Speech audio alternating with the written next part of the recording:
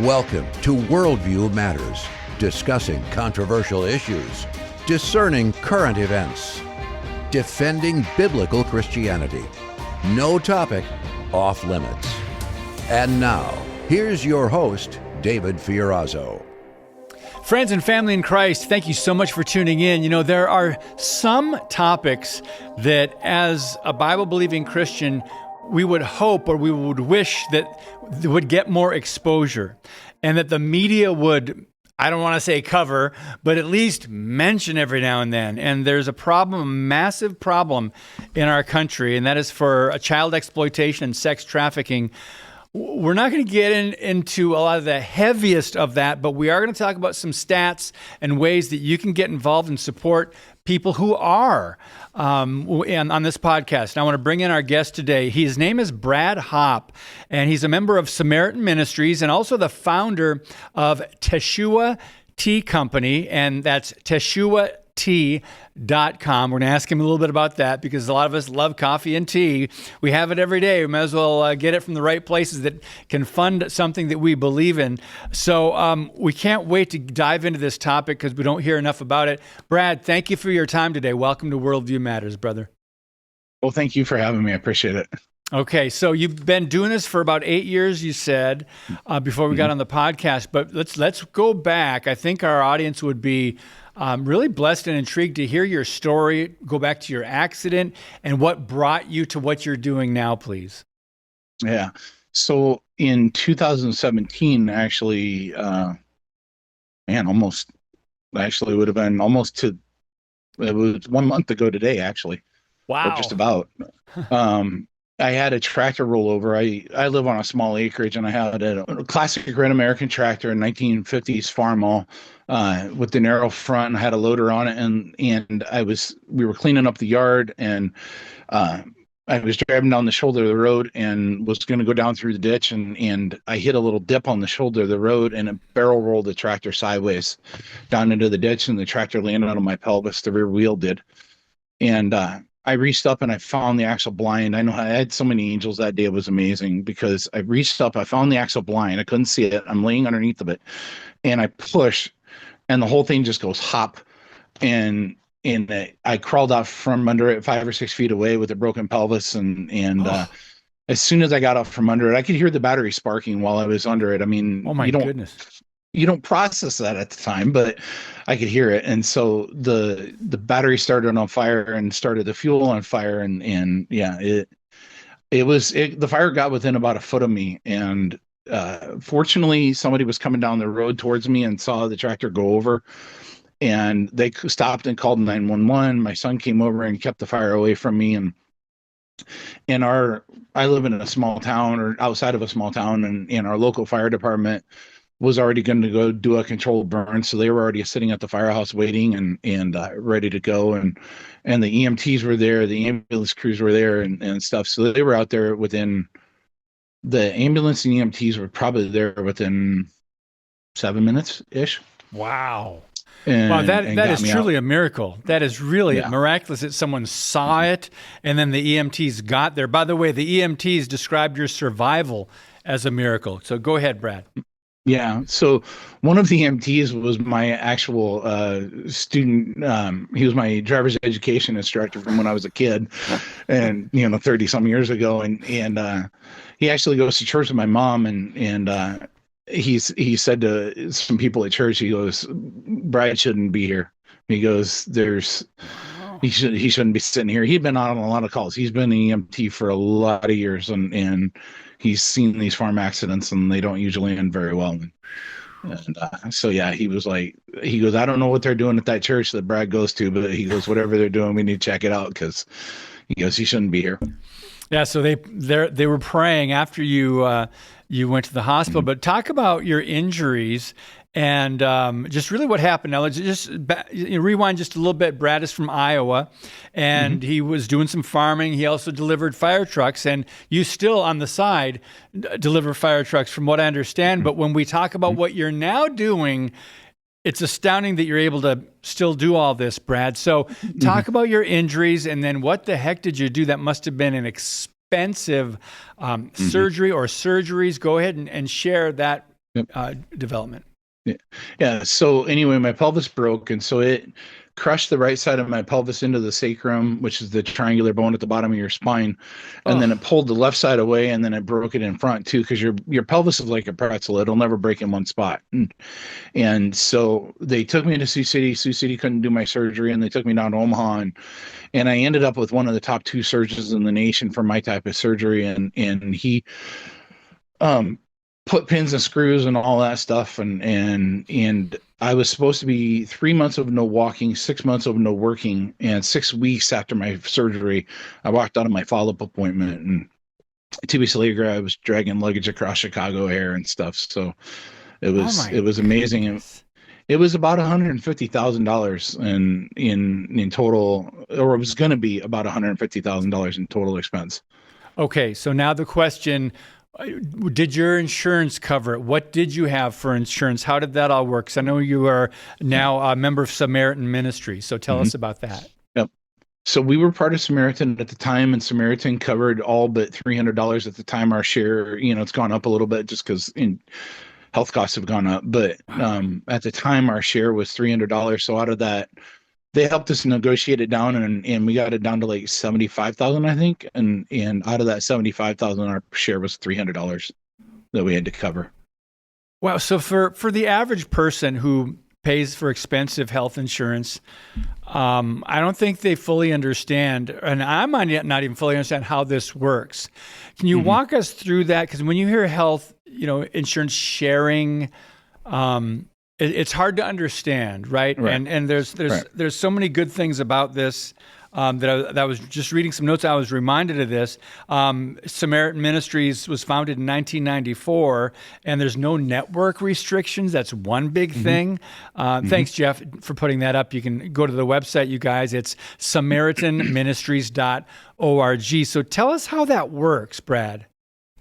So the way it works is there's a whole group of Christians, and we have chosen as a group, to apply our worldview to taking care of our brothers and sisters. As a Christian, we should believe in taking care of our brothers and sisters. And if a brother in Christ or a sister in Christ needs assistance, that's really the model that Samaritan has taken and stuff. And that's one of the reasons I really like Samaritan. It's not insurance per se; it's a health sharing group of people that we all share each other's medical bills. And so every month we get a letter, and it tells who we need to send our share that month to.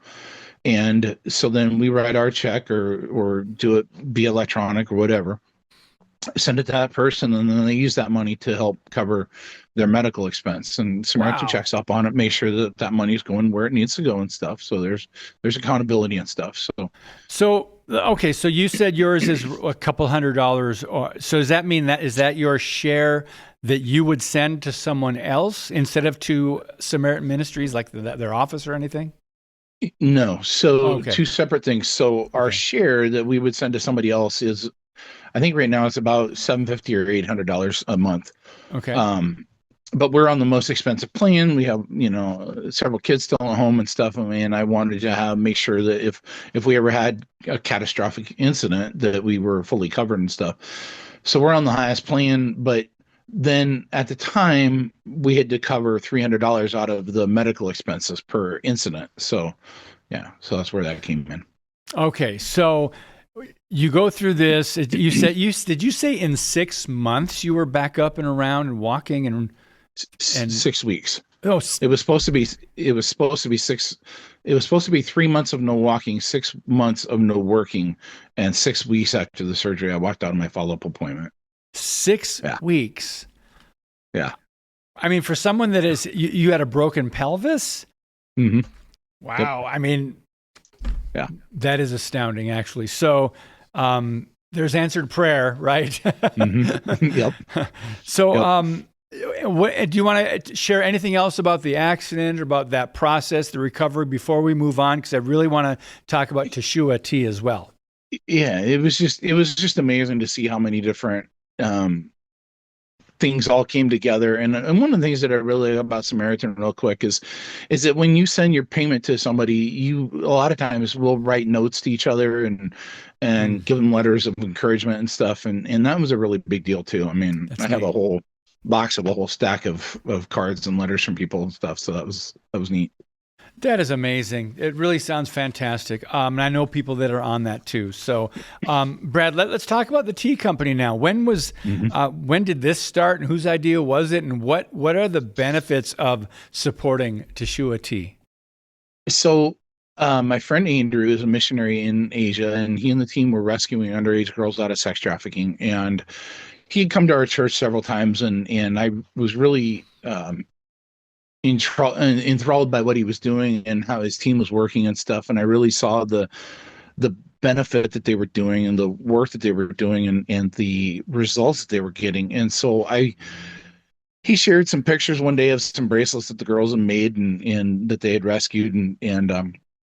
Wow. I'm like, I want to get off the road. I don't want to keep delivering fire trucks all the time. And so I was like, I want to be home full time. And so I was like, I can start Brad's little bracelet shop. And it was the initial thought, but then it became, let's make this about something more. And so then it just developed into Teshua Tea and Coffee Company. And that was like the first 5-minute thought, but then it became Teshua Tea and Coffee Company. And we really, our biggest goal is to economically fund the restoration houses around the world that are trying to do this really important work. Okay, let's talk about that. Over on your Facebook page, Teshua Tea Company on Facebook, one of the posts from a couple months ago says, "Rescue takes a night. Recovery takes years. One is an event. The other is infrastructure."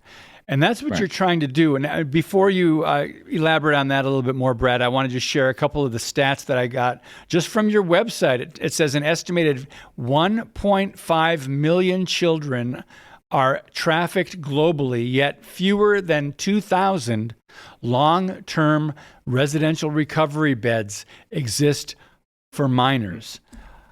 I know I can see part of the problem that, the media doesn't really cover this. Unfortunately, these stories, and it's tragic, but go ahead and share whatever you'd like from this point, because it is a problem. We don't hear enough about it, and you're trying to do something about it. Well, one of the major issues is, like you said, there's about 100 beds in the United States. And so when Tom Holman, the Secretary of, I think he's Health and Human Services, if I remember right, when he announced that, hey, we rescued these 145,000 kids from sex trafficking, I'm like, that's great. Where are you putting them?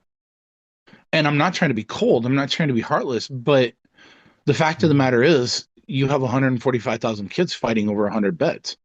Where do you put them? And the thing that we sat down and we took a look at was, and you and I were talking about this before the show, I was getting ready to do a radio interview back in November, and in preparation for that, I started looking at, we have 40 beds in our 2 rescue homes over in Asia. And I'm like, we must be microscopic. I mean, we've got to be so tiny, then we're just a blip on the wall. Yeah. And all of a sudden I realized that the Andrews work was 2.25% of the entire world supply of beds.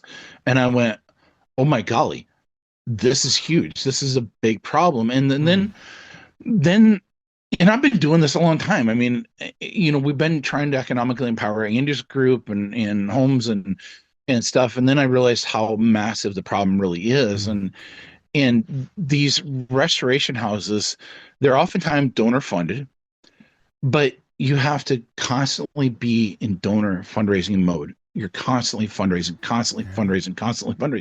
But yet you're dealing with a problem that is not donor funded. I.e., traffickers aren't going out and raising donations to traffic their girls. They're using capitalism. And I know that sounds gross, but really they're using capitalism to generate income. And yet we're trying to combat that problem on a donor fundraising model. And really what we're expecting the ladies and the people that run the restoration houses to do is to We want you to take these young kids or even adult women, and we want you to teach them to drive a car. We want you to teach them how to steer. We want you to teach them how to buckle their seatbelt, run the steering column, or run the gear shifter, run the turn signal, do all this stuff. But we want you to do it with a car with no motor in it. And we want you to go out and get out and push the car down the road at the same time.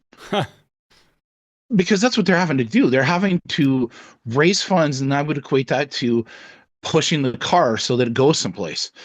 And why not take our worldview of business and take it and apply it to raising funds on a stable, steady basis for these restoration houses. And so that's what we're working to do, is we're working to set up a line of tea and coffee shops that their whole goal, our whole model, is designed around having donors fund the facilities, i.e.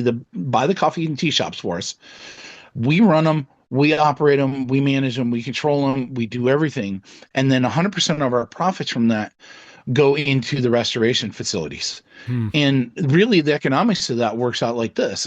A small mom and pop typical coffee shop is going to run on a 2 to 6% margin. A Dunkin' Donuts and a Starbucks is going to run, in the 10 to 18% margin. Where if we can have donors fully fund a tea and coffee shop, that coffee shop now operates at a 25 to 35% margin. And so 100% of that profit can go into the restorations facilities. That's after all expenses. That's after labor. That's after, electricity, everything. And so now we can fully fund these restoration houses on a long-term basis. Wow. This is massive, friends. I'm so glad we're talking about this. And I encourage you guys to share this podcast because this is a very important issue. I do want to mention some good news. I mean, I love Tim Tebow and some of the work that he's done. Just about everything he's got, he touches. He does it with the heart of the Lord and heart of compassion.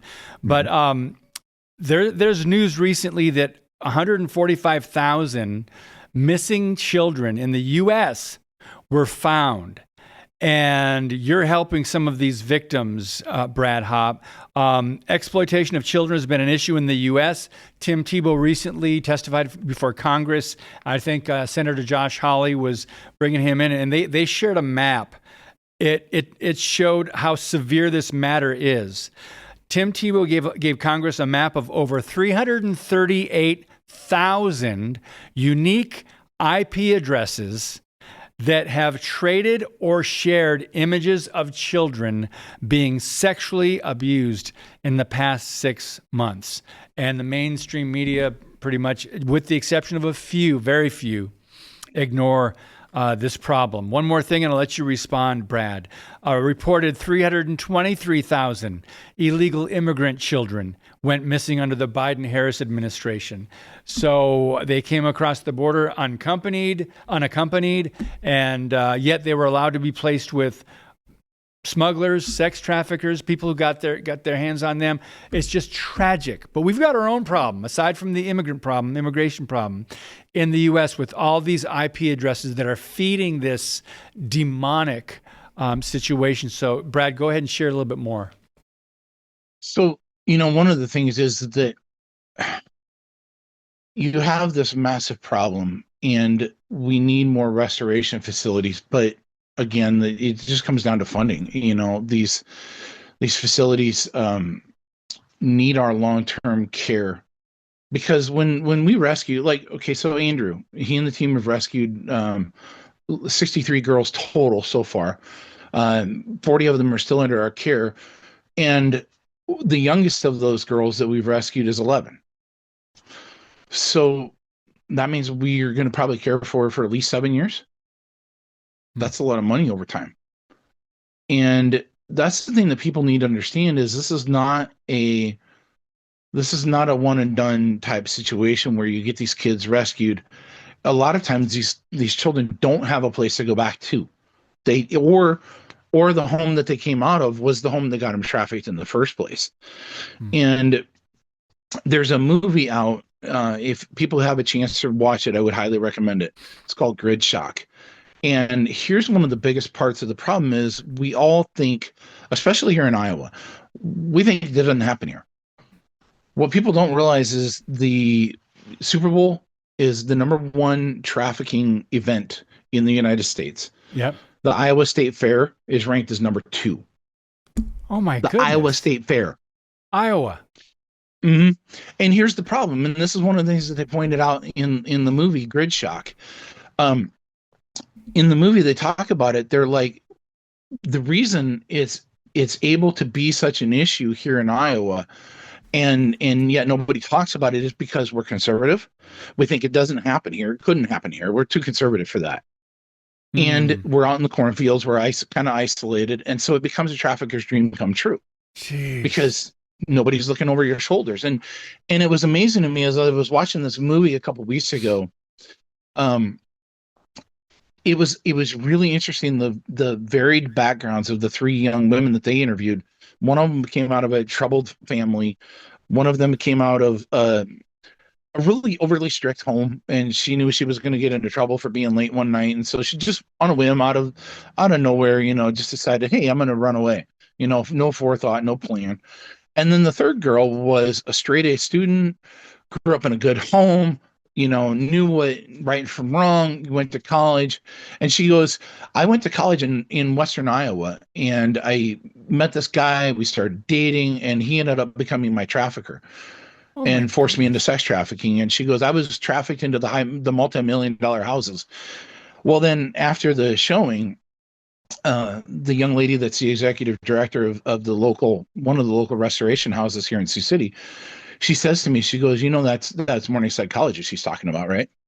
And I'm like, what? That's a college that I've driven past thousands of times. It's right here in Sioux City.